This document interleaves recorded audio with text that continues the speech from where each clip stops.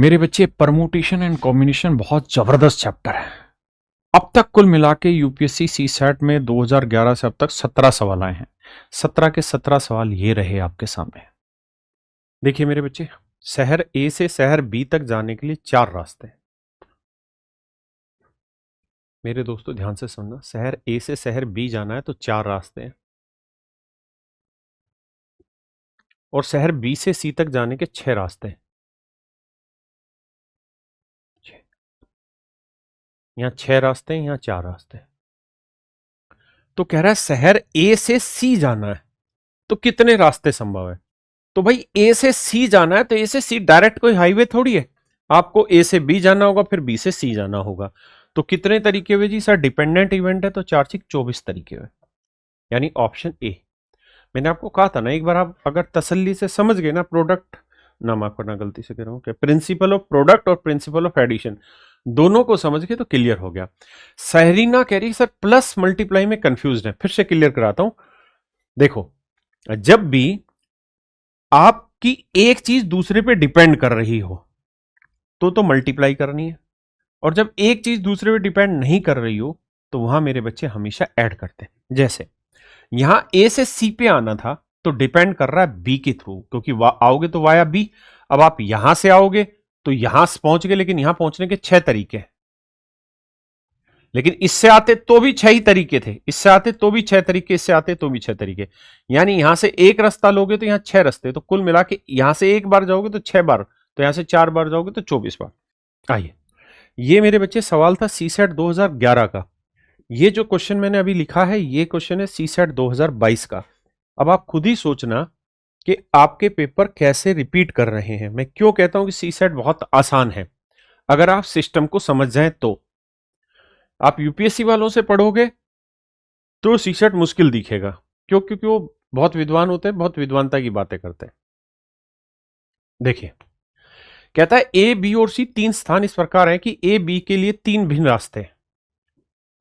ए से बी के 3 रास्ते हैं, मैं ऐसे नंबर लिख दे रहा हूं डायरेक्ट, 3 रास्ते हैं।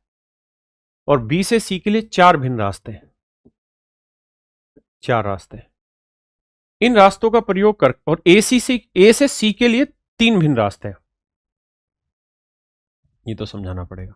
देखो यार, ए से बी जाने के लिए 3 रास्ते हैं, 1 2 3। बी से सी जाने के लिए 4 रास्ते हैं, 1 2 3 4। और ए से सी जाना है 3 रास्ते हैं। ए से सी जाना है तो 3 भिन्न रास्ते हैं। तो बताओ, इन रास्तों का प्रयोग कर कर कोई व्यक्ति कितने भिन्न मार्गों से ए से सी तक पहुंच सकता है? यह सवाल है मेरे बच्चे सीसेट 2022 का। मैं थोड़ी देर के लिए आपसे एक सिंपल बात कहना चाह रहा हूं, मजे की बात, सिंपल स्टेटमेंट। मैं कह रहा हूं समझो ये सवाल में है ही नहीं, बस यही है सवाल में। जो 2011 में पूछा गया था सेम वही चीज 2022 में पूछी गई है। भाई यहां 3 तरीके थे, यहां 4 तरीके हैं, तो कुल मिलाकर स्पष्ट रूप से कहा जा सकता है कि ए से सी तक जाने के 12 तरीके हुए। यानी एक आदमी ए से सी तक पहुंचने में 12 तरीके इस्तेमाल करेगा। आपने कहा ठीक है, क्यों जी? क्यों? क्योंकि ए से सी तक जाने के लिए डिपेंड कर रहा है कौन? बी, डिपेंडेंट बन गया तो सर मल्टीप्लाई कर दिया। ठीक है जी। अब अगली लाइन ये भी कह रहा है कि भाई अपने पास है ना 3 डायरेक्ट हाईवे ए से सी तक, 1 2 और 3, 3 हाईवे डायरेक्ट है। तो भैया ये तो डिपेंड ही नहीं कर रहे किसी पे, तो ये 3 हाईवे अलग से जोड़ दो यार, इसमें और है ही क्या? तो हम कहेंगे कि हाँ सर 15 तरीकों से पहुंचने के रास्ते हैं अब आपके पास। कंफ्यूज नहीं होना, बड़ा सिंपल है। ए से सी अगर वाया बी जाओगे, मतलब ए से सी अगर बी होते हुए जाओगे तो बी पे डिपेंड कर रहा है आप ए से बी तक कौन सा रास्ता ले रहे हैं, है ना? और फिर बी से सी तक, तो बी पे डिपेंड हो गए। लेकिन अगर आपके पास डायरेक्ट कोई हाईवे है ए से सी जाने का तो बी की जरूरत ही नहीं है। इसलिए मैंने ये 3 मेरे बच्चे जोड़ दिए हैं, 12 जमा 3 15। एक बार जल्दी से मेरे बच्चे मुझे बताना कितने भाई समझ गए, उसके बाद आगे बढ़ेंगे। कनक पुरवा, रोहित सिन्हा, मोहित 36 आंसर दे रहा है। विशाल राज जी, कृपेश यादव जी 36 दे रहे हैं, गलत बात है, विशाल राज 15 है। 36 क्यों दे रहे हो भाई? मेरे बच्चों ये समझो, अगर आप ए से सी तक जाओगे और डायरेक्ट रास्ता दे रखा है, 3 तरीके दे रखे हैं, तो फिर डिपेंड कहां हुआ वो? फिर तो इंडिपेंडेंट हुआ ना वो।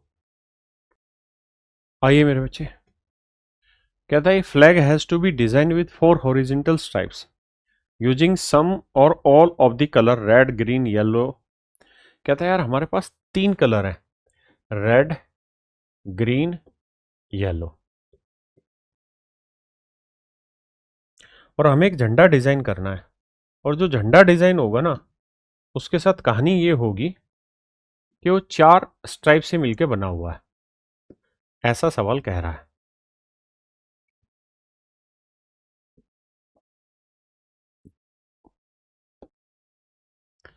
कहता है flag has to be design with 4 horizontal stripes using some or all of the colours red green yellow. What is the number of different ways in which this can be done so that no 2 adjacent stripes have the same colours. कहता है कितने तरीकों से इनको भरा जा सकता है, लेकिन कहानी ये होनी चाहिए कि 2 पट्टियां ऐसी नहीं होनी चाहिए जिनका कलर एक जैसा हो। मतलब ऐसा नहीं होना चाहिए कि भाई इसका कलर रेड है तो इसका कलर रेड हो, नहीं ये भी रेड नहीं हो सकती, ना इसका कलर रेड किया जा सकता, यानी 2 लगातार का कलर रेड नहीं, मतलब इनमें से कोई एक नहीं हो सकता। तो भाई ये बताओ, सबसे पहली बात ये कि ये पट्टी 1 है, ये पट्टी 2 है, ये 3 है, ये 4 है, तो हमारे पास है 3 कलर। तो यहां कितने कलर भर सकते हैं? 3 तरीके से भर सकते हैं। अब एक कलर यूज हो गया यहां, तो यहां तो वो एक कलर इस्तेमाल हो नहीं सकता क्योंकि लगातार हो जाएगा। तो इसे भरने के कितने तरीके हैं? 2। बिल्कुल ठीक है। इसे भी भरने के कितने तरीके हैं? 2। इसे भी भरने के कितने तरीके हैं? 2। तो 3 दूनी 6 दूनी 12 दूनी 24। आप लोगों को समझ नहीं आएगा, दोबारा बताता हूं। तो राइट आंसर होगा 24। कैसे समझना ध्यान से, पेशेंस बनाए रखना। हर वो आदमी कामयाब हुआ है जिसने अपने जीवन में संयम को हथियार बनाया है। फिर से समझना मेरी बात, एग्जाम्पल से समझाता हूं। भाई ये बताओ, पहले झंडे में आप 3 तरीके से कोई भी कलर भर सकते हैं। आप ये बात तो समझ गए। आप कहें कि डिपेंडेंट क्यों है? इसलिए डिपेंडेंट है क्योंकि एक के साथ दूसरे की कैरेक्टरिस्टिक्स जोड़ रखी हैं। अगर इसमें रेड है तो इसमें रेड नहीं भर सकते, मतलब ये इस पे डिपेंड है। अब मैं कह रहा हूं एग्जाम्पल के तौर पे, अगर मैंने यहां रेड भर दिया तो नेचुरल सी बात है, 3 कलर थे, 3 ऑप्शन थे, 3 में से एक ऑप्शन में चूज कर चुका हूं, तो यहां मेरे पास 2 ही ऑप्शन हुए। बिल्कुल ठीक है। अब यहां पे भी मेरे पास इस पट्टी को भरने के 3 कलर हैं, रेड ग्रीन येलो। मान लेते हैं यहां पे मैंने ग्रीन भर दिया, तो ये नेचुरल सी बात है कि इसमें मैं ग्रीन नहीं भर सकता, रेड और येलो दोनों भर सकता हूं। तो इसे भरने के भी 2 ही तरीके हैं।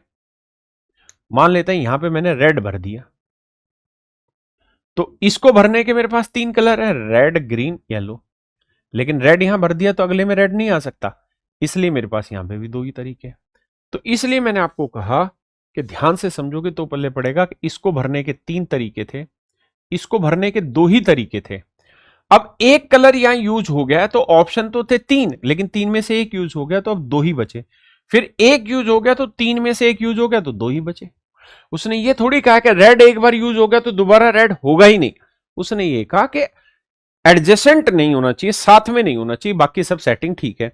तो मतलब 3 गुना 2 गुना 2 गुना 2, 3 दूनी 6 दूनी 12 दूनी 24, मतलब मेरे बच्चे 24 तरीके हैं इस काम को करने के। अब एक बार मुझे जल्दी से बताना कितने बच्चे इस बात को समझे, कितने नहीं। नहीं समझे हैं तो दोबारा एक्सप्लेन करूंगा, अभी बाद में एक्सप्लेन नहीं होगा। ये क्वेश्चन है मेरे बच्चे यूपीएससी सीसैट 2017 का। कह रहा है 99 और 1000 के बीच कितनी संख्या है जिनमें अंक 8 इकाई के स्थान पर है। तो मेरे बच्चे वही कहानी, 99 का मतलब 100 से शुरू होना है और 1000 तक जाना है, मतलब 3 अंकों की संख्या है। और कह रहा है यूनिट डिजिट 8 होगा। तो इसे फिक्स करने के 1 तरीके, इसे सेट करने के 9 तरीके, और इसे सेट करने के 10 तरीके। क्योंकि रिपीटेशन का तो कोई मतलब ही नहीं है, तो 9 ढाई 90 मेरा आंसर आ गया। खुद ही सोचिए, कुछ मुश्किल है? नहीं। फिर से बताता हूं भाई, इनके बीच में तो 99 से के बाद 100 से लेके 999 तक 3 अंकों की संख्या है। ये डिजिट फिक्स कर दिया, कहता है इसको भरने का एक ही तरीका है कि 8 ही आ सकता है यहां, मतलब एक ही वे। इसे भरने के 9 ही तरीके, क्योंकि 0 नहीं आ सकते। यहां यहां तो सर हम 30 मतलब 10 के 10 डिजिट भर सकते हैं। ये है मेरे बच्चे यूपीएससी सीसेट 2020 का क्वेश्चन। अब जो अगले 4 सवाल हैं सारे के सारे आपके एग्जाम के हैं। कह रहा है यार 5 अंकों की कितनी अभाज्य संख्याएं बनाई जा सकती है, मतलब कितने प्राइम नंबर बनाए जा सकते हैं, यही है ना। देखो मेरे बच्चे प्राइम नंबर जब भी आएगा ना, तो ऐसे में कोई माई का लाल नहीं जो सोल्व कर दे प्राइम नंबर का। कितने डिजिट का? 5 डिजिट है। कह रहा कितने प्राइम नंबर बनाए जा सकते हैं। आपके पास डिजिट क्या क्या रखने के लिए? 1 2 3 4 5। देखो प्राइम नंबर होने के लिए जरूरी को किसी से भी डिवाइड ना जाए, खुद से और अपने अलावा। अगर मैं ये डिजिट कोई भी कहीं पे भी रखूंगा तो अंकों का जोड़ क्या आएगा? 5 4 9 3 12 और 2 14 और 1 15। अंकों का जोड़ आएगा 15। 15 3 से भाग हो जाएगा, यानी ये संख्या हमेशा ही 3 से भाग होगी। भाई यहां मैं कोई भी डिजिट रखूंगा, कोई भी डिजिट रखूंगा, मान लो यहां मैं 1 रखूं या 2 या 3 या 4 यहां 5, तो अंकों का जोड़ तो हमेशा 15 रखेगा। अंकों का आगे पीछे कर लूंगा और 15 रखूंगा तो 3 से भाग हो जाएगी, तो प्राइम नंबर बनेगा ही नहीं। तो इसका मतलब कितनी संख्याएं बनाई जा सकती हैं? 0 नंबर बनाए जा सकते हैं। और ये सवाल है मेरे बच्चे यूपीएससी सीसेट 2020 का। ये सवाल है मेरे बाबू यूपीएससी सीसेट 2022 का।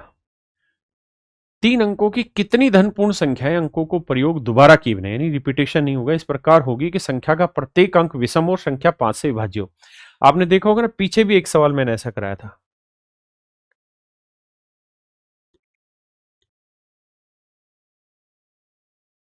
कहता जी 3 अंकों की संख्या बनानी है, इस प्रकार होंगी कि संख्या का प्रत्येक अंक विषम हो, हर एक डिजिट विषम होना चाहिए। तो विषम मतलब 1 3 5 7 9 ये रख सकते हैं। लेकिन कंडीशन ये है कि नंबर 5 से डिवाइड भी हो। तो भाई 5 से डिवाइड होने के लिए तो तय है आखिरी डिजिट 0 या 5। 0 के तो ऑप्शन है नहीं, तो 5 ही रख सकते हैं। तो यानी ये डिजिट फिक्स हो गया 5 है। तो इसे भरने का एक ही तरीका है। अब उसने कहा कि भाई रिपीटेशन विदाउट, रिपीटेशन अलाउ नहीं है। अगर मेरे बच्चे रिपीटेशन अलाउ नहीं है तो आपके पास 5 ऑप्शन थे, एक यहां भर दिया, तो इसे भरने के 4 तरीके, इसे भरने के 3 तरीके। तो 3 चौक 12 एकम 12, यानी बाबू मेरा राइट आंसर होगा 12। ये सवाल है यूपीएससी सीसेट 2022 का। ठीक है जी। ये बाबू सवाल है 2023 का। और आप देखना कितने खतरनाक सवाल हैं कि हु बहु क्वेश्चन कॉपी करेगा अब आगे। कहता there are 5% P Q R S and T. आप ये समझो कि 5 अंकों की संख्याएं, 1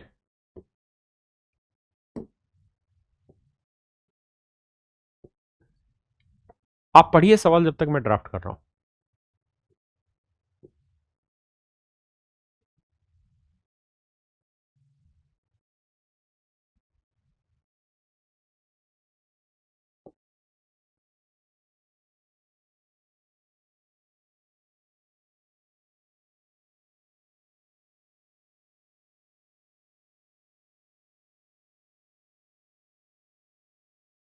देखिए मेरे बच्चे, कहता है there are 5% P Q R S and T, each one of whom has to be assigned one task. 5 आदमी है, हर एक आदमी को कोई ना कोई काम देना है, तो इसका मतलब 5 काम देने होंगे। तो ये हो गया टास्क 1, ये हो गया टास्क 2, ये हो गया टास्क 3, ये हो गया टास्क 4 और ये हो गया टास्क 5। यानी 5 आदमी 5 काम बांटने हैं। अब सवाल में कह रहा है neither P NOR Q can be assign task 1। कहता है टास्क 1 में पी और क्यू कभी भी शामिल नहीं हो सकते। बहुत सुंदर बात है। कहता है पी और क्यू कार्य 1 न तो पी को न ही क्यू को सौंपा जा सकता। कार्य 2 या तो आर को या एस को सौंपा जा सकता है। कार्य 2 आर करेगा या फिर एस करेगा, इन दोनों में से कोई एक को दिया जा सकता है। तो कार्य को कितने प्रकार से सौंपा जा सकता है? तो बताओ यार काम कितने तरीके से किया जा सकता है? तो मेरे बच्चे आप ये बताओ आदमी कितने हैं जी? 5 आदमी। तो 5 तरीके हैं हमारे पास काम करवाने के। हाँ जी, फिर से पढ़ लेते हैं। जिनमें से प्रत्येक व्यक्ति को एक कार्य सौंपना है। कार्य 1 न तो पी को न ही क्यू को सौंपा जा सकता। कार्य 2 इतने, तो कार्य करने के कितने तरीके हो सकते हैं बताइए दिमाग दौड़ा के।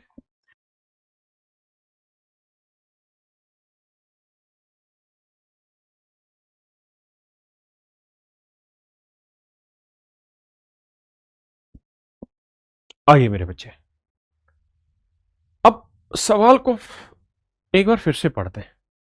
कहता है there are 5% P Q R S and T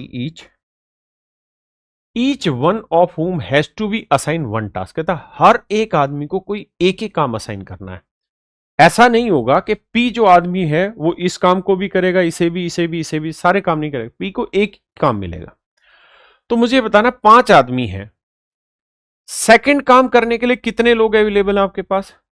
आप कहेंगे सर आर और एस ही अवेलेबल है, दो ही ऑप्शन है। उसने लिखा है कि सेकंड टास्क को या तो आर करेगा या एस, यानी दूसरा काम करने के लिए आपके पास दो ही आदमी है। अब आपने दूसरा काम पहले निपटा दिया, बिल्कुल ठीक है जी। तो 5 में से एक आदमी आपका चला गया, बचे कितने? 4। भाई एक आदमी कोई ना कोई तो आर या एस में से यहां सेट किया होगा, तो 4 आदमी बचे। अब जो 4 आदमी बचे उसमें भी 2 ढक्कन ऐसे हैं जो पहला काम कर ही नहीं सकते। तो 4 में से 2 आदमी पहला काम नहीं कर सकते, तो पहला काम कितने आदमी कर सकते हैं? 2 काम 2 आदमी कर सकते हैं। फिर से समझाता हूं, भाई हर आदमी एक ही काम करेगा, तो जो दूसरा काम है उसके लिए स्पेसिफिक आदमी थे आर और एस, मतलब इस काम को 2 ही आदमी कर सकते हैं, यानी 2 ही तरीके हैं हमारे पास भरने के। अब एक आदमी यहां लगा दिया तो 5 आदमी में से एक लग गया, तो बचे 4 आदमी। 4 में से 2 आदमी पी और क्यू ऐसे निकट्टू हैं जो इस काम को नहीं कर सकते, तो 4 में से 2 ये हट के बचे 2, क्योंकि पी और क्यू यहां तो थे नहीं, यही है, तो 2 तरीके से यहां। अब मेरे बच्चे टोटल 5 आदमी थे, जिसमें से एक और एक 2 आदमी सेट हो चुके हैं, तो बचे कितने? 3 आदमी। एक यहां सेट हो गया तो अब 2 आदमी बचे, और जो आखिरी आदमी बचा वो इस काम को करेगा। आराम से पढ़ें सवाल।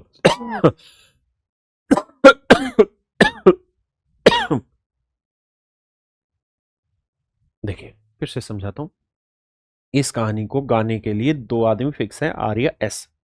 तो यहां मैंने आर बैठा दिया, तो इसका ना आर इधर तो नहीं आ सकता, तो यानी 5 में से एक यहां सेट हो गया, तो 4 आदमी बचे। 4 में कंडीशन ये थी कि ये 2 आदमी इस काम को नहीं करेंगे, तो 4 में 2 ही हटा दो तो 2 ही बचे। 5 में से 2 काम हो चुके हैं, 2 आदमी यहां सेट हो चुके हैं, एक यहां एक यहां, तो 3 आदमी बच गए। वो 3 तरीकों से इस काम को कर सकते हैं। अब 1 2 3 आदमी लग गए, तो इसे 2 तरीके से, इसे 1 तरीके से गुना कर देते हैं। 2 दूनी 4, ये 12 दूनी 24, एकम 24, यानी मेरे बच्चे 24 तरीकों से काम निपटवाया जा सकता है। ठीक है जी मेरे बच्चे। मेरे बाबू ये सवाल है यूपीएससी सीसेट 2023 का, यूपीएससी सीसेट 2023 का। ये क्वेश्चन है यूपीएससी सीसेट 2015 का। 2015 में जो क्वेश्चन आया था ना, हू बहू डाटा भी नहीं बदला, सेम क्वेश्चन दिया है। कह रहा है देर आर 5, माफ करना, देर आर 5 टास्क एंड 5%। कहता है 5 काम है और 5 आदमी है, to be assign to either person 1 और पर्सन 2। हाँ यहां से कहता है टास्क 1 जो है वो पर्सन 1 और पर्सन 2 नहीं कर सकते, टास्क 2 जो है वो या तो तीसरा करेगा या चौथा करेगा, और हर आदमी को कोई ना कोई काम करना है। तो बताओ कितने तरीके हैं? 2015 में हु बहु सवाल आया मेरे दोस्तों, 2015 में हु बहु सवाल आया है ना। लेकिन 2015 में जो सवाल आया वहां 5 आदमी थे, पहला आदमी, दूसरा आदमी, तीसरा, चौथा, पांचवा आदमी। जबकि 2023 में जो इस ना 2023 में जो सवाल आए वहां 5 आदमियों के नाम लिख दिए, P Q R S O T, बस ये सब फर्क है। तो जैसे यहां आंसर 24 था मेरे बच्चे, यहां पे भी आंसर 24 ही था, यहां पे भी मेरे प्यारे बच्चों आंसर 24 ही था। ये मेरे बच्चे सवाल है आपका यूपीएससी सी सेट 2017 का। देखिए समझाता हूं, सवाल में कह रहा है भाई 2 लड़के हैं और 2 लड़कियां हैं, 2 लड़के हैं और 2 लड़कियां हैं, तो कुल मिला के जो मेंबर हैं अपने पास वो 4 हैं, 4 मेंबर हैं, 4 मेंबर है मेरे बच्चे, जिनको हमें इधर उधर बैठाना। कहता है इन्हें लाइनों में बैठाना, इस तरीके से बैठाना so that the girl are not next to each other, इस तरह से बैठाना कि लड़कियां एक दूसरे के अगल बगल में खड़ी ना हो।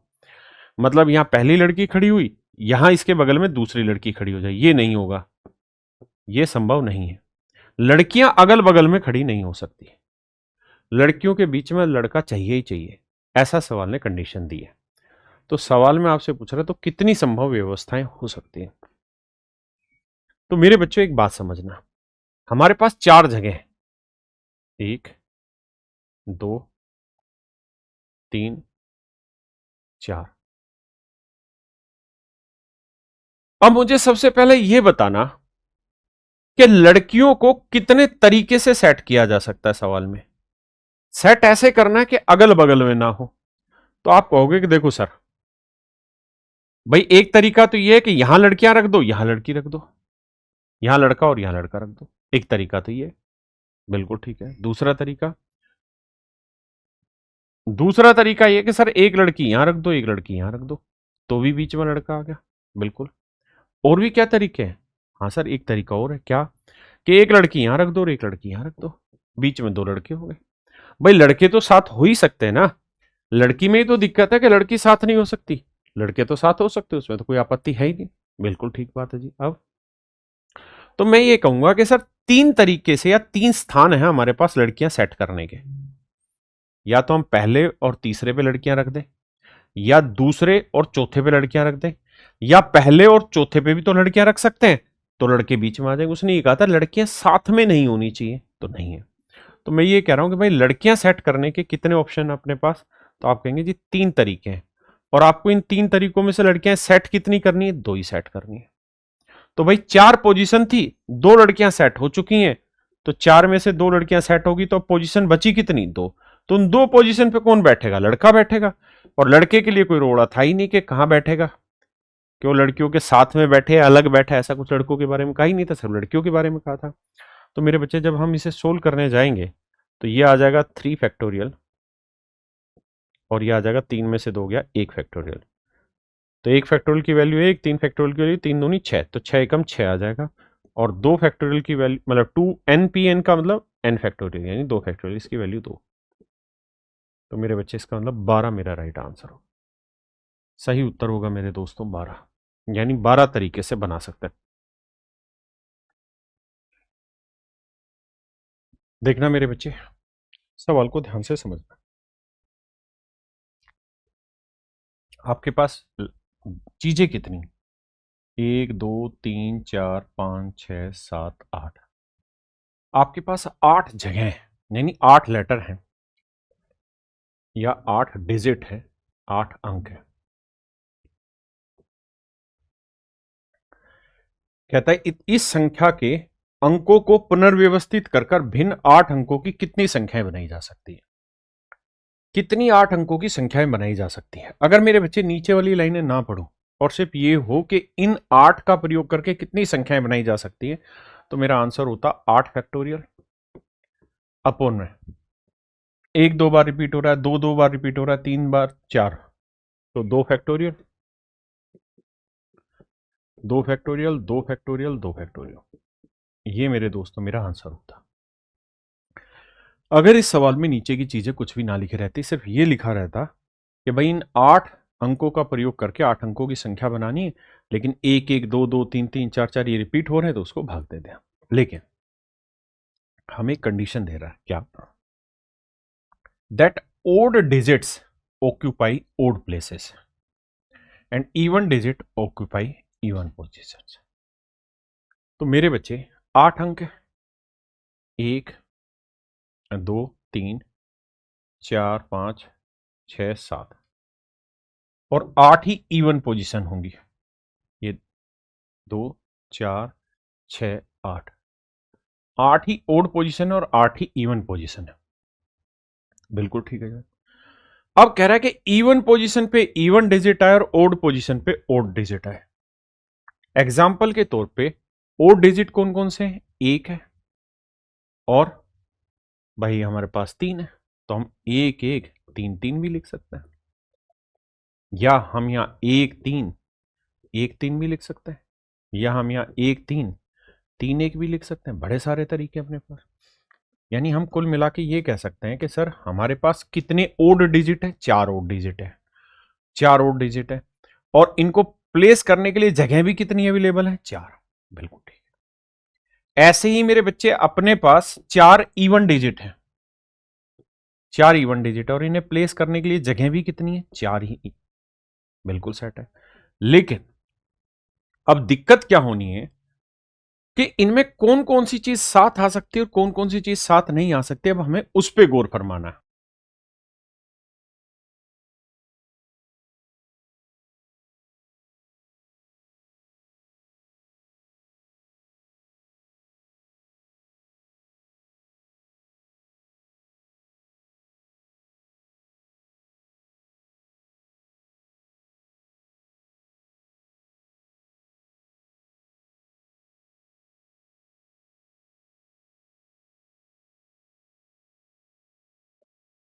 अब मेरे बच्चे हमें ये देखना है कि यार ये एक एक भी तो है। अब 4p4 के अंदर तो ये हो गया कि ये वाला वन यहां कर दें, ये वाला वन कर दें, तब भी इसके अंदर शामिल हो गया, जबकि ऐसा थोड़ी है। 11 के डिजिट बदल भी दोगे तब भी 11 ही है। तो इसका मतलब जो जो रिपीट हो रहा है उसे हटाना पड़ेगा। तो एक दो बार आ रहा है, दो दो बार आ रहा है, तीन दो बार आ रहा है और चार दो बार आ रहा है। जो चीज दो बार आ रही है उसे हटाना पड़ेगा, यानी भाग देना पड़ेगा। तो मेरे बच्चे 4p4 फैक्टोरियल का मतलब 4 आ गया, तो 4 फैक्टोरियल का मतलब 4 गुना 3 गुना 2, इसका मतलब भी 4 गुना 3 गुना 2, और नीचे 2 फैक्टोरियल गुना 2 फैक्टोरियल या 2 गुना 2। अब देखना ध्यान से, 2 दूनी 4, 4 से 4 काटा तो 4 तीय 12, 12 तीय 36। तो मेरे प्यारे बच्चों मेरा राइट आंसर होगा 36। 36 मेरे बच्चे मेरा सही उत्तर होगा। देखिए मेरे भाई, कहता there are 9 cups placed on a table arranged in equal number of rows and column, out of which 6 cups contain coffee and 3 cups contain tea. In how many ways can they be arranged so that each row should contain at least 1 cup of coffee? देखिए यार सवाल बहुत अच्छा है, ध्यान से देखना। कह रहा है यार किसी मेज में 9 कप है, 9 कप प्लेस कर रखे हैं एक टेबल पे। कहानी ये कि जितनी लाइनें होंगी ना उतने ही कॉलम होंगे। तो अगर मेरे बच्चे 9 चीजों को सेट करना और जितनी लाइनें हो और उतने ही कॉलम करने हो तो हमें वर्गमूल लेना होगा। तो 9 का वर्गमूल 3। तो इसका मतलब हमें जो टेबल बनानी होगी उसके अंदर 3 ही कॉलम होने चाहिए और 3 ही रो होनी चाहिए। 3 कॉलम होने चाहिए, 3 रो होनी चाहिए। आपने कहा जी बिल्कुल ठीक है। अब बात को समझना, 3 कॉलम होने चाहिए मेरे बच्चे और 3 ही रो होनी चाहिए।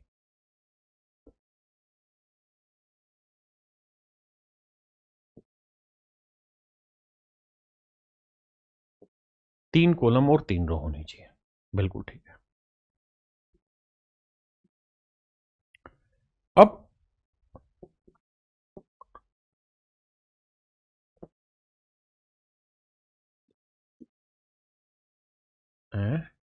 अच्छा हो गया, ठीक।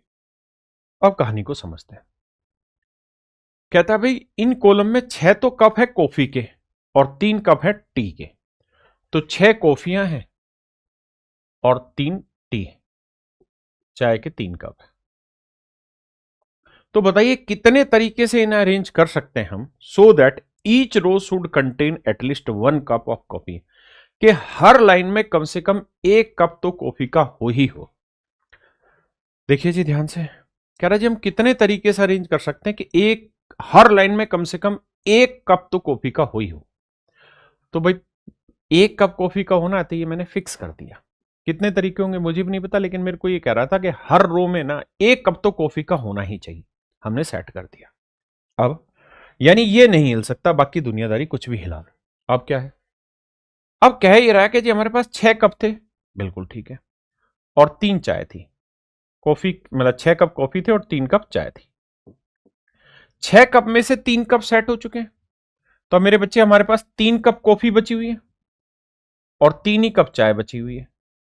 अब इन्हें सेट करना है, कैसे कर सकते हैं भाई? मैं ऐसा कर सकता हूं, आप बताना अपने अपने तरीके से कितने तरीकों से अरेंज कर सकते हैं। तो आप कह सकते हैं कि सर हमारे पास 3 कप कॉफी के है ना, तो हम ये कर सकते हैं कि यहां पे भी कॉफी ले लें, यहां पे भी कॉफी ले लें, एक कॉफी यहां पे ले लें, बिल्कुल ठीक है। बाकी 3 चाय के हैं तो ये कर सकते हैं।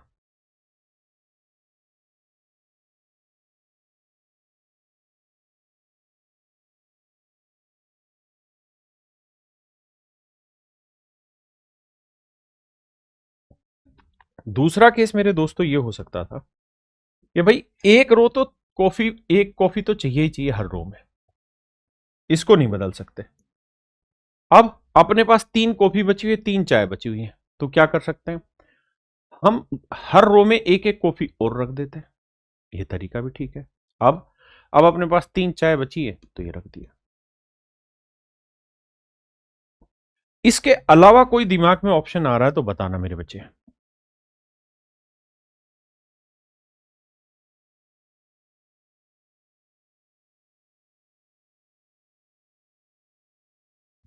देखिए मेरे बच्चे, अपने पास 6 कॉफी है, तो 6 कॉफी में 3 मतलब हर रो में एक कॉफी तो फिक्स है कांस्टेंट, तो ये हमने कांस्टेंट फिक्स कर ली, ये हमने फिक्स कर ली और देखते हैं कितने केस बनते हैं। अब एक बात तय है कि ये तो फिक्स हो गया।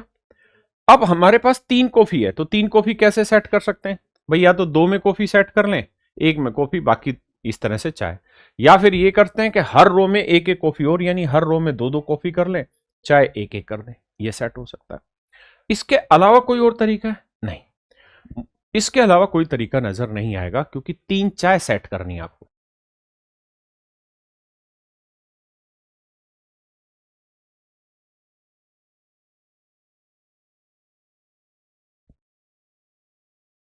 अब देखना मेरे दोस्तों, इस लाइन को सेट करने के कितने तरीके हैं? तो आपका जवाब होगा एक ही तरीका, और कोई तरीका ही नहीं है, सी सी सी है। इस लाइन को सर, इस लाइन को सेट करने के, क्योंकि 3 आर्टिकल है, 1 2 3, तो 3 फैक्टोरियल आंसर आया।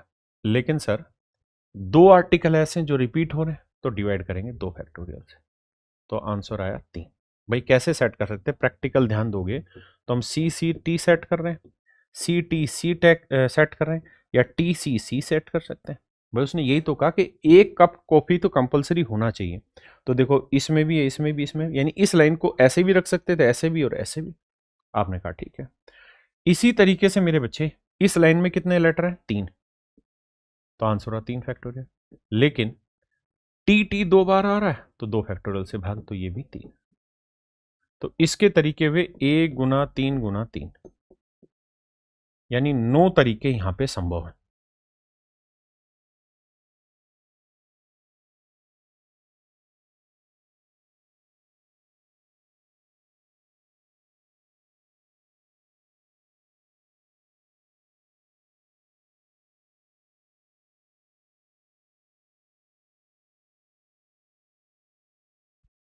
अब अगली कहानी समझो मेरे भाई। एक ये भी तो कहानी है कि जो चीज हम देखो, ये तो थी कि रो के अंदर डाटा कैसे सेट हो रही है, डाटा कैसे सेट हो रहे हैं, तो 9 तरीके से। लेकिन ऐसा भी तो हो सकता है कि ये जो रो 1 है, ये रो 2 है, रो 3 है। भाई रो 1 में तीनों कॉफी है, ऐसा भी तो हो सकता है कि रो 2 में तीनों कॉफी हो जाए, और रो 1 में 2 कॉफी 1 टी हो जाए। रो 3 में मेरे बच्चे 1 कॉफी और 2 टी है, तो हम इसे अदल बदल भी तो सकते हैं। आपने कहा हाँ, तो अदले बदलेंगे तो 3 तरीके, 3 रो है, 1 2 3, तो कितने तरीके हो गए जी? 3 फैक्टोरियल उसके तरीके हो गए, तो यानी 27 तरीके तो यहां पे सेट हो गए। अब आते हैं जी यहां पे। अच्छा, यहां अगर देखोगे तो 3 आइटम है, 3 फैक्टोरियल हुआ, 2 रिपीट हो रहे हैं, तो 2 फैक्टोरियल से भाग दे देंगे, तो आंसर आया 3। सेम इसका भी 3 आएगा, सेम इसका भी 3 आएगा।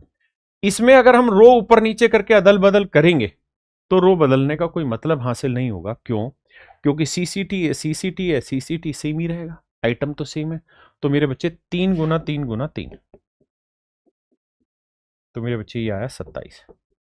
तो 27 तरीके, और सॉरी ये गलत मैंने बता दिया, 3 फैक्टोरियल की वैल्यू थी 6, तो 9 6 54, तो यहां तरीके बने, और 27 तरीके वहां बने, तो 54 और 27 जोड़ेंगे, 7 4 11, 5 2 7 और 1 8, 81 तरीके सेट होंगे मेरे बच्चे, यानी 81 यहां पे राइट आंसर आएगा। ऑप्शन डी मेरे बच्चे यहां पे राइट आंसर है।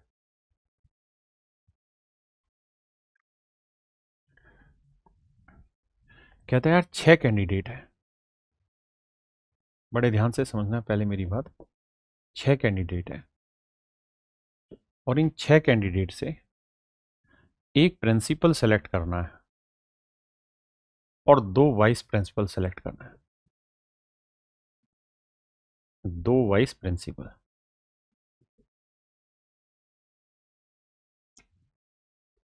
इन 6 कैंडिडेट में से, 6 उम्मीदवारों में से एक प्रिंसिपल और 2 वाइस प्रिंसिपल चूज करने हैं इंटरव्यू के लिए। Only 2 are eligible for the post of principal. कहता है प्रिंसिपल की पोस्ट के लिए 2 ही एलिजिबल है, बस यहां से ध्यान से समझना। Only 2 are eligible for the post of principal. Principal की पोस्ट के लिए 2 ही लोग एलिजिबल है, यानी इन 6 में से 2 ही भाई ऐसे थे जो प्रिंसिपल की पोस्ट के लिए थे, तो उन 2 में से ही कोई एक चुना जाएगा, क्योंकि 6 में से 2 काबिल थे, उन 2 में से कोई एक चुन लिया गया। तो 6 में से एक तो चुना गया, तो बचे कितने? अब 5। तो 5 लोग ऐसे होंगे जिनमें से 2 वाइस प्रिंसिपल चुनने। That is your answer. देखो यार 2 फैक्टोरियल, 2 में से गया 1 फैक्टोरियल गुना 1 फैक्टोरियल, तो ये आया 2। 5 फैक्टोरियल, 5 में 2 गया 3 फैक्टोरियल गुना 2 फैक्टोरियल। हाँ जी, तो मेरे बच्चे ये 3 कटेगा तो 2 दूनी 4, 5 दूनी 10, तो आंसर आएगा 20 फैक्टर। यानी 20 तरीकों से आप ऐसे चुनाव कर सकते हैं। ऑप्शन डी, ऑप्शन डी मेरे बच्चे राइट आंसर हो।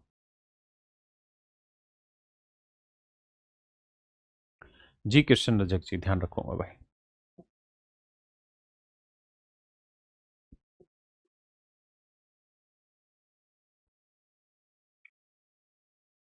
ध्यान से देखना मेरे बच्चे, सवाल में क्या कह रहा है। सवाल में कह रहा है there are 8 equidistance points of a circle. एक सर्कल में 8 बिंदु है। अच्छा, एक छोटी सी बेसिक कहानी है जो ज्योमेट्री से रिलेटेड है, हल्की सी समझ लीजिए कि मेरे दोस्तों, अगर ये कोई सर्कल है ना, अगर ये सर्कल है और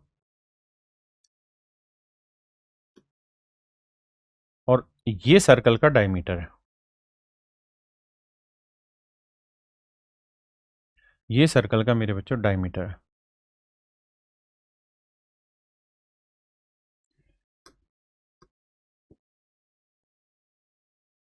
ये सर्कल का व्यास है। तो मेरे बच्चों एक थ्योरम है ज्योमेट्री में, angle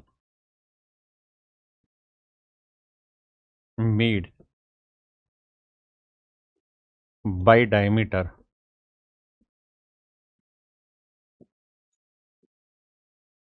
on circle always form 90 degree. Hindi में कहते हैं व्यास या अर्धवर्त माफ करना, व्यास से, हिंदी में इसी को अर्धवर्त भी बोल देते हैं क्योंकि व्यास जो होता है वो सर्कल को 2 हिस्सों में बांटता है। व्यास या अर्धवर्त से बना कोण समकोण होता है, बना कोण समकोण होता है, बना कोण समकोण होता है, बना कोण समकोण होता है। देखिए मेरे बच्चे ध्यान से, मैं क्या कह रहा हूं, मैं आपको ये कह रहा हूं कि यहां से ना डायमीटर की मदद से, मैं ये डायमीटर, इस डायमीटर की मदद से ना मैं कोई भी कोण बनाऊंगा ना मेरे भाई, यहां कहीं पे भी एंगल बनाऊंगा, ये सारे एंगल 90 डिग्री बनेंगे। ये कोण भी मेरे बच्चे 90 डिग्री का बनेगा जो पेन पकड़ा हुआ है यहाँ पे, ये भी 90 का बनेगा, ये भी 90 का बनेगा, ये भी सारे 90 डिग्री के बनेंगे। ध्यान देना, डायमीटर से सर्कल पे जितने भी एंगल बनाओगे ना, ये सारे ही 90 डिग्री बनते जाएंगे, ये सारे ही मेरे दोस्त 90 डिग्री बनते चले जाएंगे, ये सारे ही कोण मेरे बच्चे 90 डिग्री बनते चले जाएंगे। इसीलिए कहा गया है कि अर्धवर्त पे जो बना हुआ कोण होता है वो हमेशा समकोण होता है क्योंकि ये 90 डिग्री का कोण बनाएगा।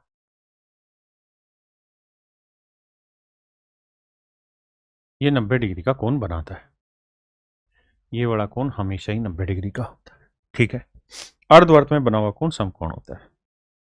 अब ये जो सवाल आपसे पूछा हुआ है 2022 में, इसमें हल्का सा यूज किया गया है। कहता है एक सर्कल है और सर्कल पे 8 बिंदु हैं और आठों के आठों इक्वल डिस्टेंस पे, आठों के आठों पॉइंट इक्वल डिस्टेंस पे, आठों के आठों भी पॉइंट इक्वल डिस्टेंस पे। लेट से एक बिंदु यहां है,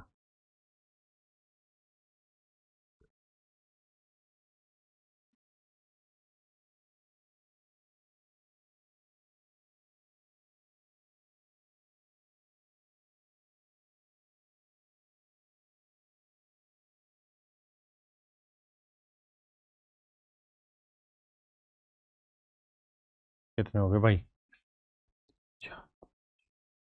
8 बिंदु हो गए मेरे बच्चे, है ना, ये 8 बिंदु हो गए, आठों के आठों बराबर दूरी पर, आठों के आठों मेरे बच्चे बराबर दूरी पर।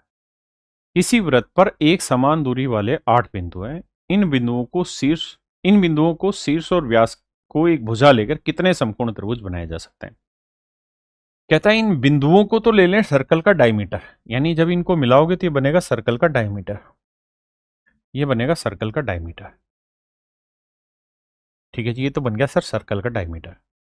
अब कहता है इसे डायमीटर लेते हुए कितनी राइट एंगल ट्रायंगल बन सकती, कितनी राइट एंगल ट्रायंगल बन सकती है। सबसे पहले तो ये बताओ कि कितने डायमीटर बना सकते हो आप।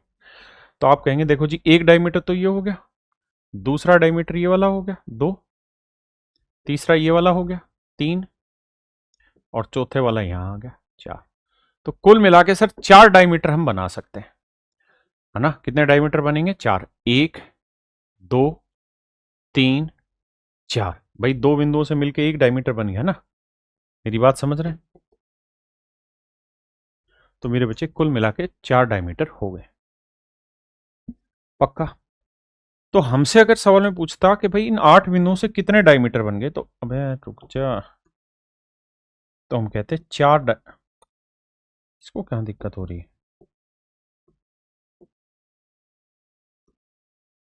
ये क्यों नाराज हो रहा है। तो मेरे बच्चे 4 डायमीटर हो गए,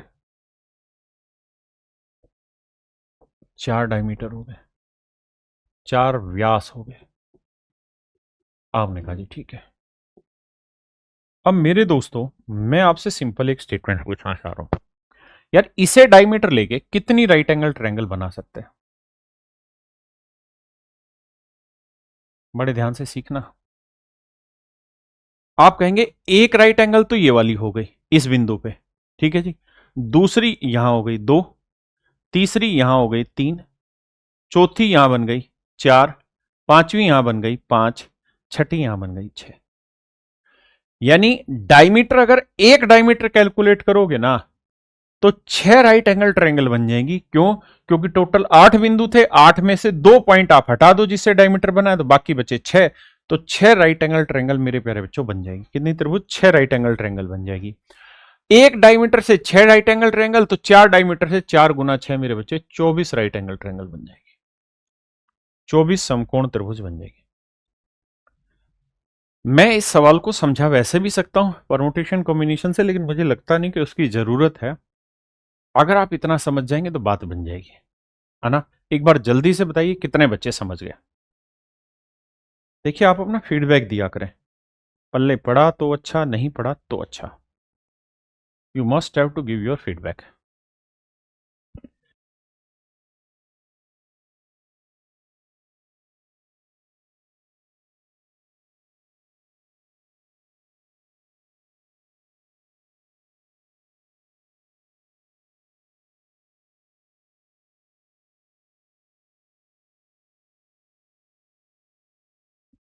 देखिए दोस्त दूसरा तरीका यह है,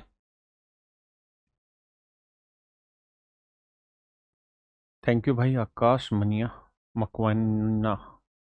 देखिए मेरे बच्चे अगर मैं इसे वैसे कराता तो मैं कहता कि यार देखो भाई इन 6 ट्रायंगल ना 6 बिंदु हैं, क्योंकि 8 में से 2 तो फिक्स हो गए, तो 6, तो इन 6 में से किसी भी एक बिंदु का यूज करके हम राइट एंगल ट्रायंगल बना सकते हैं, क्योंकि एक डायमीटर तो फिक्स है और हमारे पास कितने डायमीटर हैं 4।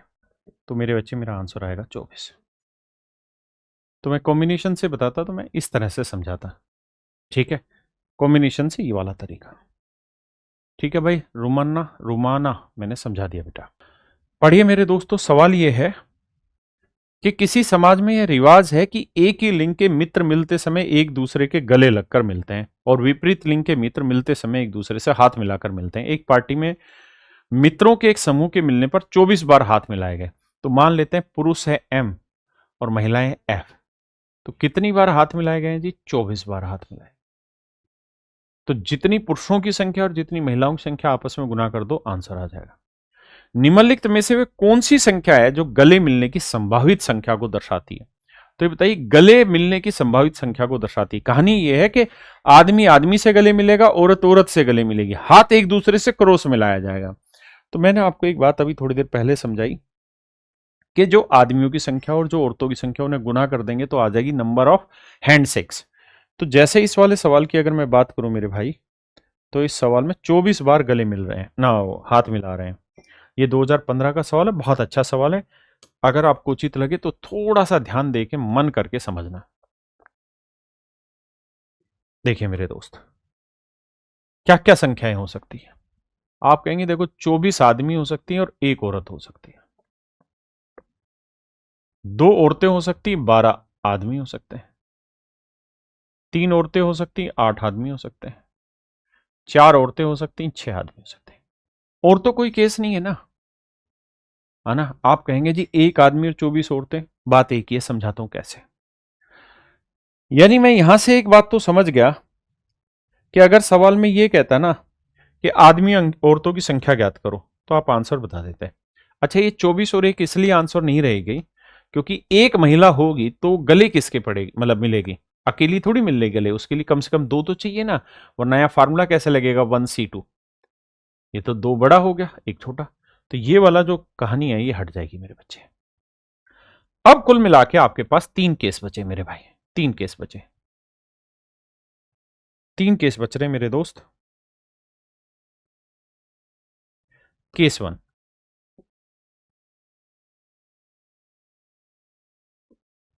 केस 1 कि 12 आदमी और 2 औरतें हो।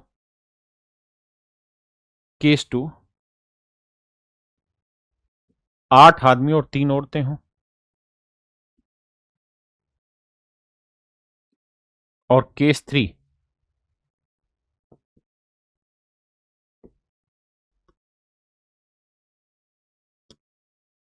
केस 3 मेरे बच्चे कि 6 आदमी और 4 औरतें हों।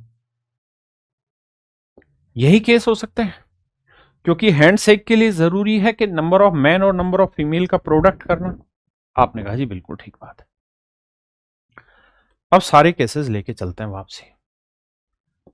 अगर मेरे बच्चे 12 आदमी और 2 औरतें, 12 आदमी और 2 औरतें, तो 12 आदमी कितने तरीके से गले लगेंगे, तो 12C2। और 2 औरतें कितने तरीके से गले लगेंगी, 2C2। आपने कहा जी ठीक है। इसे सोल्व करेंगे तो 12 फैक्टोरियल, 12 में से 2 गया 10 फैक्टोरियल, इंटू 2 फैक्टोरियल का मतलब 2। तो 12 गुना 11 गुना 10 से 10 कटेगा, 2 से काटेंगे 12, 6, 11 छिक 66,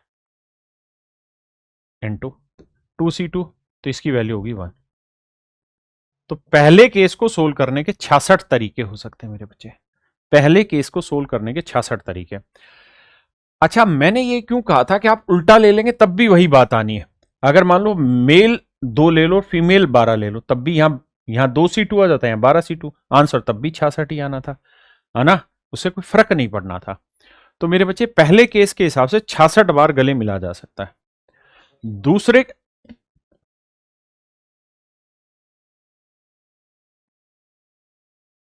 ये सॉरी मैंने कर दिया, प्लस करना था भाई, माफी चाहता हूं, क्योंकि औरतें अलग गले मिलेंगी, आदमी अलग गले मिलेंगे, एक दूसरे गले नहीं होंगे, तो 67 केस में माफी चाहता हूं भाई। अब दूसरे केस पे आते हैं। भाई 8 आदमी हैं, 2 गले मिलेंगे, 3 औरतें हैं, 2 गले मिलेंगे। इसे सोल्व करेंगे तो 8 फैक्टोरियल, 8 में 2 हो गया 6 फैक्टोरियल, गुना 2 फैक्टोरियल यानी 2। 8 फैक्टोरियल, 8 गुना 7, 6 से 6 कट जाएगा, 2 चौक 8, 7 चौक 28। 3C2 तो 3 फैक्टोरियल, 3 में 2 हो गया 1 फैक्टोरियल यानी 1, और 2 फैक्टोरियल 2। तो 3 गुना 2, 2 से 2 कट जाएगा, 3 आंसर, 28 और 3 31 तरीके यहां संभव है। आइए मेरे बच्चे लास्ट वाले केस में, अगर ऐसा होगा तो 6C2 और 4C2, तो यही तो संभव है। तो यहां करेंगे तो 6 फैक्टोरियल अपोन में 6 में से 2 गया 4 फैक्टोरियल, गुना 2 फैक्टोरियल, 4 फैक्टोरियल, 4 में 2 गया 2 फैक्टोरियल, और 2 फैक्टोरियल। देखो यार, 6 और 5 बचा, 2 तिया 6, 5 ती 15 बचा यहाँ, और यहाँ 2 से 2 कटा, 2 दूनी 4, 3 दूनी 6 बचा, 15 और 6 21। तो कुल मिला के मेरे बच्चे पहले केस में 67 तरीके अवेलेबल थे, दूसरे केस में 31 तरीके अवेलेबल थे, और तीसरे में 21। 31 दूसरे तरीके से और 21 तीसरे तरीके से। तो 7 और 1 8 और 1 9, 6 3 9 और 2 11, कुल मिला के 119 बार गले मिला जा सकता है।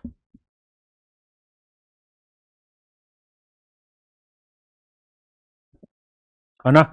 हमारे पास कितने तरीके संभव है मेरे बच्चे? 119 तरीके से हम गले मिला सकते हैं। अगर हम केस 1 लेते हैं, अगर मेरे दोस्त हम केस 1 लेते हैं तो 67 बार गले मिल सकते हैं। अब आते हैं अपने सवाल पर। अगर हम केस 1 लेते हैं, यानी केस 1 को सही मान लें, तो 67 बार गले मिल सकते हैं। अगर मेरे दोस्त हम केस 2 को सही मान लें तो 31 बार गले मिला जा सकता है। और मेरे दोस्त अगर हम केस 3 को गलत ना सही मान लें तो हम 21 बार गले मिल सकते हैं। लेकिन कहानी यह है कि सारे केस एक साथ पॉसिबल तो नहीं होंगे। क्यों? क्योंकि ऐसा थोड़ी है कि 12 आदमी और 2 औरतें हो और फिर 8 आदमी और 3 औरतें, या तो 12 होंगे 8 हो, एक ही तो केस संभव होगा। तो सवाल ने हमसे पूछा था कि बताओ भाई गले मिलने की संभावित संख्या को कौन कौन सी चीज दर्शाती है। तो 67 ऑप्शन में है जी, नहीं है। 31 ऑप्शन में है जी, नहीं है। 21 ऑप्शन में है, हाँ। तो मेरे प्यारे बच्चों, मेरा राइट आंसर 21 होगा, ऑप्शन सी। ऑप्शन सी मेरा राइट आंसर होगा। थोड़ा सा डिफिकल्ट लगेगा आपको अगर आपने अभी तक नहीं पढ़ा होगा कभी कॉम्बिनेशन, थोड़ा मुश्किल लगेगा। हो सकता है ऑप्शन में 21 ना होगा 31 होता, या 31 ना होगा 67 होता, मुझे भी नहीं पता कौन सा सही होता। ये मेरे बच्चे आपका सवाल है यूपीएससी सी सेट 2015। 2015 में परमुटेशन कॉम्बिनेशन से बढ़िया सवाल था। यहां पे भी कहानी वही कह रहा है 5 विषय नामित हैं: commerce, economics, statistics, mathematics module 1 और मैथमेटिक्स मॉड्यूल 2। कह रहा जी हमें 2 सब्जेक्ट चुनने हैं। अब यहां से ध्यान से पढ़ना,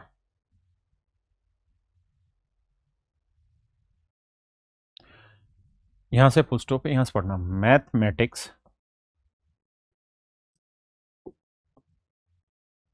mathematics second can be offered only if mathematics 1 is also opted.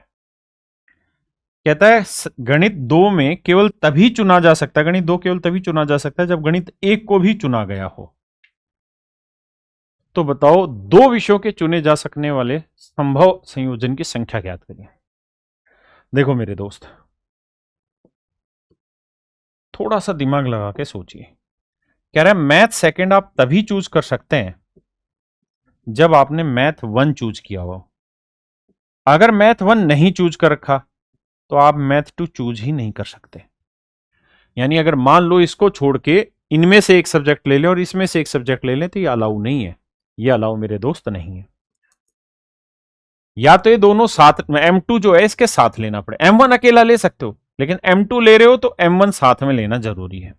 तो सवाल में कह रहा कितने तरीके संभव है बताइए।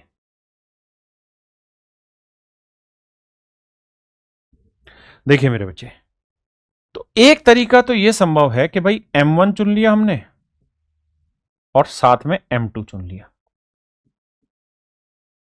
एक तरीका तो मेरे पास ये पॉसिबल है, एक तरीका तो मेरे पास ये पॉसिबल, या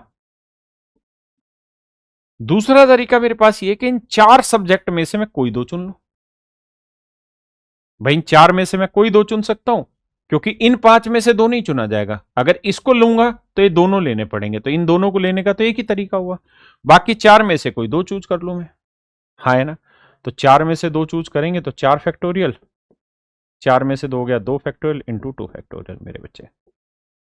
तो 4 2 दूनी 4 3 दूनी 6, तो 6 ये आया प्लस में 1 ये। तो मेरे दोस्तों चूज करने के यहां 7 तरीके हो गए। There are 7 possible ways to choose it. 7 तरीके मेरे प्यारे बच्चे इस बात को सेट करने के। यूपीएससी सीसैट 2021 लगातार पूछने वाले सवाल है। कहता है एक बिसात है शतरंज बोर्ड पर एक सीधे पथ की लंबाई में विकर्णों पर 6 क्रमागत वर्गों को कितने विभिन्न प्रकार से चयनित किया जा सकता है। देखिए यार, ये है मेरे बच्चे चेस बोर्ड की फोटो। नहीं पता हो तो बता देता हूं। कुल मिला के 8 खाने होते हैं इस तरफ, 1 2 3 4 5 6 7 8, 8 ही खाने होते हैं इधर, 1 2 3 4 5 6 7 8, और टोटल कुल मिला के मेरे बच्चे 8 8 64 खाने होते हैं। कितने खाने मेरे बच्चे? 64 खाने होते हैं। आपने कहा जी ठीक है। अब उसने कहा कि विकर्ण के अनुसार अलोंग विद डायगोनल, देखो क्या लिखा है, विकर्णों पर एक बिसात शतरंज बोर्ड पर एक सीधे पथ पर on a chess board in how many different ways can 6 consecutive squares be chosen on the diagonal. कहता है डायगोनल पे चूज करने 6। तो मेरे बच्चे आप ये बताना, डायगोनल यही तो होगा, यही तो डायगोनल हुआ। आपने कहा तो इसमें कितने वर्ग हैं? 1 2 3 4 5 6 7 8, 8 वर्ग हुए। बिल्कुल ठीक है जी। तो 8 में से 6 लगातार चुनने जमा 1, 8 में 6 गया 2, 2 और 1 3। बिल्कुल ठीक आंसर है। लेकिन मेरे दोस्त, मेरे भाई, ये भी तो सोचो, ये भी तो डायगोनल है। 1 2 3 4 5 6 7 8, डायगोनल यही थोड़ी कि केवल यही होगा, ये भी डायगोनल होगा। तो हम कह सकते हैं कि हाँ सर बिल्कुल ठीक बात है। तो यहां पे जाओगे तो ये इसका भी सेम तरीका है, 8 में से 6 लगातार चुनने तो +1, 8 में से 6 गया 2 और 1 3। तो मैं ये कह सकता हूं 3 तरीके तो इस रास्ते पे मिल जाएंगे और 3 ही तरीके आपको इस रास्ते पे मिल जाएंगे। तो टोटल 3 और 3 मेरे बच्चे 6 तरीके आपको मिल जाएंगे। टोटल मेरे बच्चे 6 तरीके आपको यहां पे मिल पाएंगे। ऑप्शन सी मेरा राइट आंसर है। ऑप्शन सी मेरे बच्चे राइट आंसर। देखिए मेरे बच्चे, ये है यूपीएससी सीसेट 2023 का बिल्कुल लेटेस्ट क्वेश्चन है, ध्यान से देखिए। कहता है एक वृत्त के रूप में व्यवस्थित 12 वस्तुओं में से दक्षिणावर्त दिशा में 10 क्रमागत वस्तुओं के चयन की व्यवस्था क्या, चयन की संख्या क्या है? कहता है चयन की संख्या क्या है मेरे बच्चे? सर्कल है, उसमें दक्षिणावर्त। देखिए मेरे बच्चे, ये सर्कल है, ठीक है जी। देखिए ये 1 है, ये 2 है, 3 है, 4 5 6 7 8 9 10 11 12। सवाल में मुझसे ये पूछ रहा है कि बताओ यार, इस पे लगातार 10 क्रमागत वस्तुओं के चयन का क्या तरीका है? दिशा में 10 क्रमागत, दक्षिणार्थ का मतलब है कि एक डायरेक्शन पकड़ना। ऐसा नहीं है कि आप जब कंजुकेटिव जाएंगे, लगातार जाएंगे, तो आप इधर से भी लगातार लेते रहें और फिर थोड़ी देर बाद इधर से भी लगातार ले लें। ऐसा नहीं, कोई एक डायरेक्शन पकड़नी है, ठीक है। तो कह रहा कितने तरीके हैं? तो मेरे बच्चे कुल मिला के इसमें 12 ही तरीके होंगे। कैसे? देखो यार, मुझे 10 चीजें लेनी है, तो 1 2 3 4 5 6 7 8 9 10। एक तरीका ये हो सकता है, बिल्कुल ठीक है जी। मैंने 1 से शुरू कर लिया। दूसरा तरीका ये हो सकता है कि मैं यहां से करूं, तो 10 चीजें मैं यहां तक सेलेक्ट करूंगा। बिल्कुल ठीक है जी, एक तरीका ये हो सकता है। एक तरीका मेरे दोस्त ये भी हो सकता है कि मैं यहां से चलना शुरू करूं और 10 चीजें यहां से पिक करूं। बिल्कुल ठीक है जी, एक तरीका ये होगा। ऐसे ही एक मैं यहां से भी चूज करना स्टार्ट कर सकता हूं। क्लियर है जी? बिल्कुल ठीक है। अब एक तरीका यह भी हो सकता है कि मैं यहां से चूज करना स्टार्ट करूं, तो यहां तक आ सकता हूं। देखिए सर्कल में क्या है कि लगातार ही है। जैसे 12 के बाद तो एक आया, संख्या वाइज देखे तो लगातार नहीं है, लेकिन लड़के के बगल में तो लड़का बैठा है ना, लगातार तो दिख रहा है ना। अरे हाँ है ना, लगातार तो दिख रहा है ना। तो मेरे बच्चे 12 तरीके होंगे भाई। यहां से चलना शुरू कर सकते हैं 10 चीजें, यहां से, यहां से, यहां से, यहां से, ऐसे चलते चलते चलते चलते 12 तरीकों से आप इसे चूज कर सकते हैं। तो मेरे बच्चे एक सवाल मैंने पीछे कराया था सबसे शुरुआत में, उसमें और इसमें फर्क ये था, कहां भाग गया हीरा, उसमें और इसमें फर्क ये था कि यहां मैं 6 से आगे 5 चूज नहीं कर पा रहा था क्योंकि 9 के बाद कुछ है ही नहीं। लेकिन अगर ये किसी सर्कल शेप में हो और फिर 9 के बाद 0 लिखा हो तो वहां चूज किया जा सकता है, जो हमारे आखिरी वाले क्वेश्चन में, जो आखिरी वाले क्वेश्चन में यहां मेरे बच्चे चूज किया जा सकता है। क्योंकि मैं 10 चीजें चुनूंगा तो ये वाला भी कंजुकेटिव ही माना जाएगा, ये भी कंजुकेटिव ही माना जाएगा, ये भी कंजुकेटिव माना जाएगा, क्योंकि है तो एक के बगल में एक ना। तो कुल मिला के मेरे बच्चे 12 तरीके से हम इस चीज को सेलेक्ट कर सकते हैं और यही मेरे सवाल का राइट आंसर है। 2023 का क्वेश्चन है, लेटेस्ट अपडेटेड। तो मेरे प्यारे बच्चों ऑप्शन सी मेरा राइट आंसर होगा।